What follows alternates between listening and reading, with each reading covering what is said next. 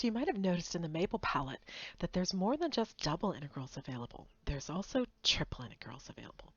And we're going to spend the next few sections working on triple integrals. So we begin with triple integrals in rectangular coordinates. So we're back to dx, dy, dz. And we're going to evaluate this triple integral by hand, doing the whole thing by hand. So this particular example is just practice with the process of doing a triple integral.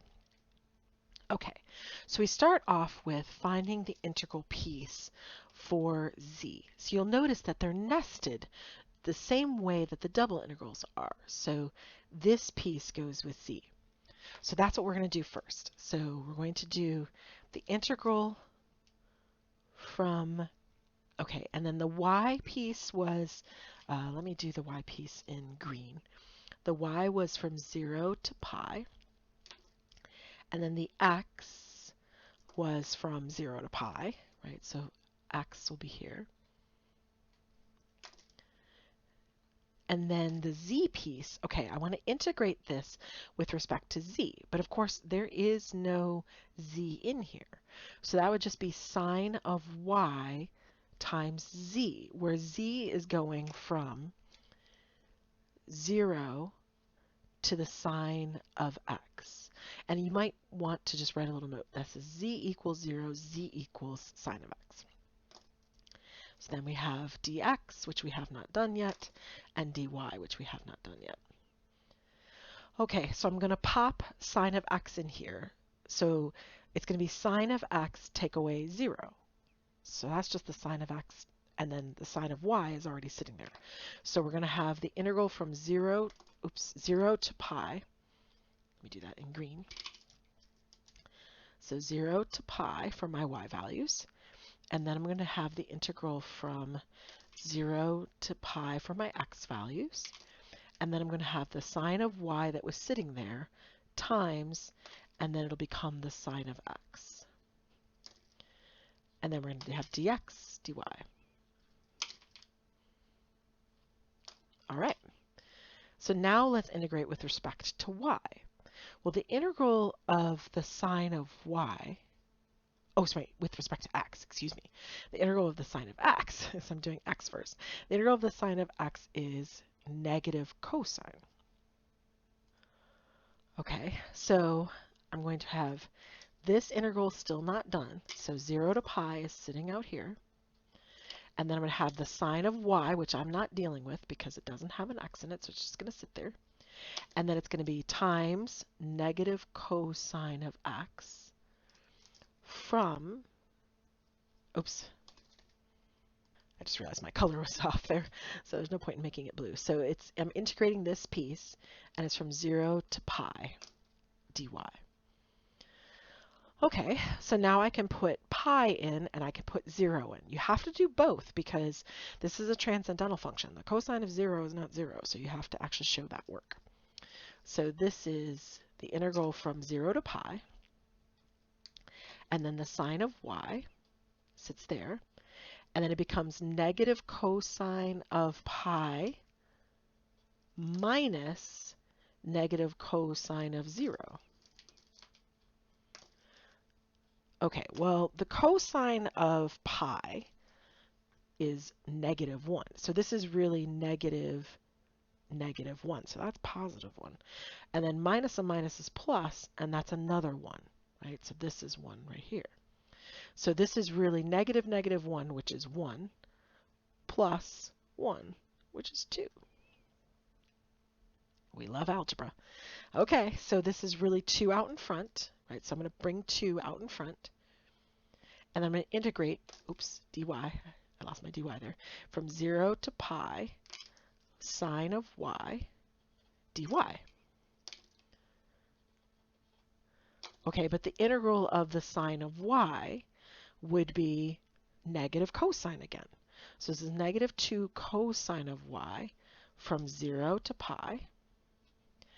And we're in the same boat we were in before, right? So this is negative 2 cosine of pi minus negative 2 cosine of 0.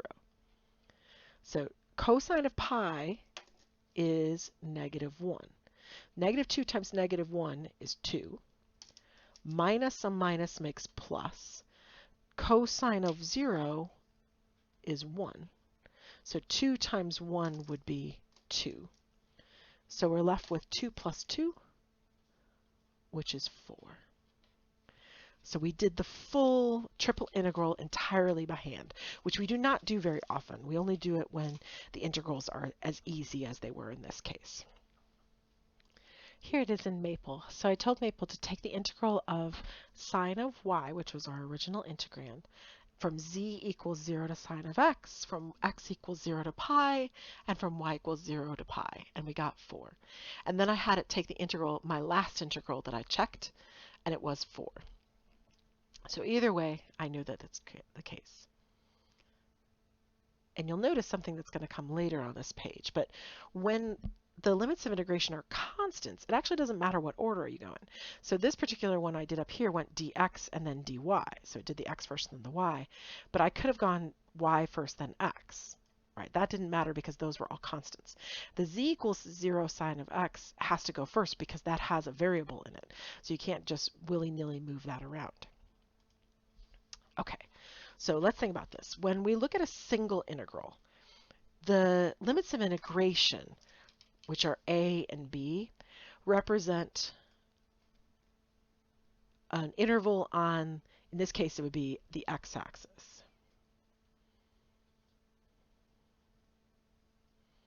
Right? So you have a number line and you're going from a to b, to b.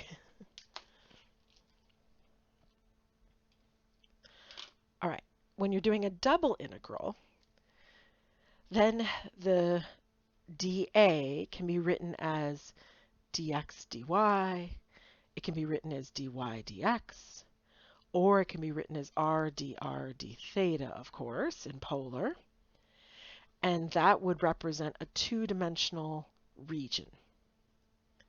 So you have your x-axis and your y-axis, or your r and your theta, depending, and it's some region, right? So here you're going for the interval from a to b. Here you're going in this region, R. All right, what about a triple integral then? What's the obvious conclusion? And the answer is that it must be a three-dimensional object. So it must mean that instead of 2 dimensions, we have some object in 3 dimensions that has length, width, and depth. So then, instead of dA, like we wrote for a 2-dimensional thing, you'll notice we're writing dV, right?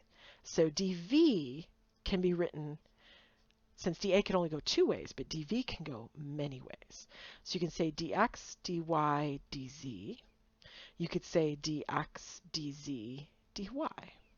You could say dy, dx, dz, or dy, dz, dx. Or you could say dz, dy, dx, or you could say dz, dx, dy. If they're all constants, they're all going to work the same, and it won't make any difference. If they're not constants, then you'll have to go with the non-constant ones first, and then you can get the numbers in the end. The last one always has to be numbers. So I just added that as a note, right? Whichever one you pick to be your last one, it has to be constants, just like it did in a double integral. The final integral you do has to have constant limits of integration. In other words, it has to be numbers for both of those limits.